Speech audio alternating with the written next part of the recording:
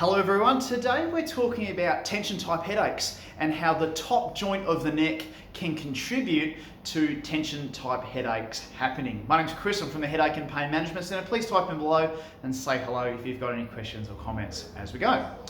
This here is the top of the neck, okay? So you've got the top three joints, you've got the nodder, you've got the spinner, and you've got the slider that kind of comes forward, all right? So the top three joints are really important when it comes to headache and migraine conditions happening. Now with tension type headache, it feels like this really tight band that kind of compresses right at the front of your head. Sometimes it can feel like at the sides of the temples just squeezing together like a vice. And other people that get tension type headaches, it feels more like a really tight squeezing, almost baseball bat whack at the back of your head feel right at the back. So all of those can be classified, I guess, as tension type headaches. What I want to talk about today is the top joint of the neck and how that contributes to tension type headaches. And you can see why here. So you can see that this is the top joint. You can see here when you open it up, you've got the top joint here, and you can see there's a really big sort of joint surface there, like a concave surface and a convex surface. So it actually nods the head like that.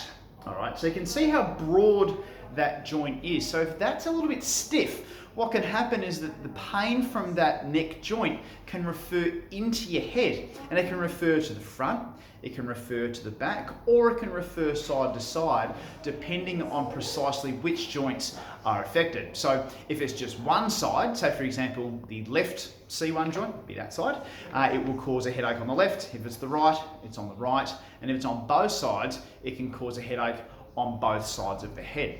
Now, why is this important? Well, when we're looking at headaches and migraines, we're looking for the location of where the pain is happening in your head, and it gives us a bit of a hint as to what joint to look at. So if there is pain at the front, at the back, or in the sides of the head, that actually gives us a bit of an idea that that top joint at CO1, that one there, is the cause of the issue. So it's really important to get that assessed by the physio, by the chiro, whoever it is that you're seeing, to see that it's moving very nicely, very swimmingly.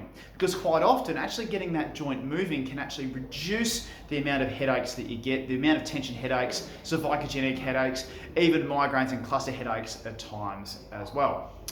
Here's the second kicker with this joint that you might not have heard before. So not only does it nod, okay, so it does a nodding force like that, but there's actually a tiny little bit of spin that comes with it as well, just like that.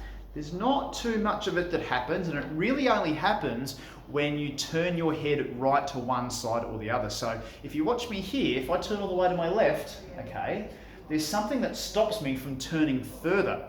And what that is a ligament that connects just in the little hole here, just in front here.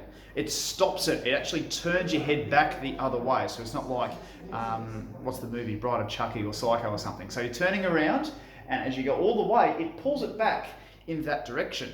So if you're a person who's had a whiplash injury before, you've had an acute wry neck, and it's just been a little bit stiffer and stiffer over time, if you are getting tension type headaches, particularly if they're on one side, like in the temple or just over the back behind your ear or something like that, what can happen is because you haven't turned one way or the other for quite some time, that joint in that little bit of rotation hasn't had a chance to do it for a long, long time, and that on its own can cause headache. So it's really important to get a really, really thorough assessment of all the joints of your neck, and particularly if you've got tension type headache, that top joint, because it is really, really important to make sure that not only does it bend and straighten, but it's also got that little bit of rotation there as well. I hope that's been helpful. It's only a short video today. If there's any questions, please type in below, but I hope that's given you a bit more info about tension headaches, and reach out if you do need any more help with that. Cheers, and bye for now.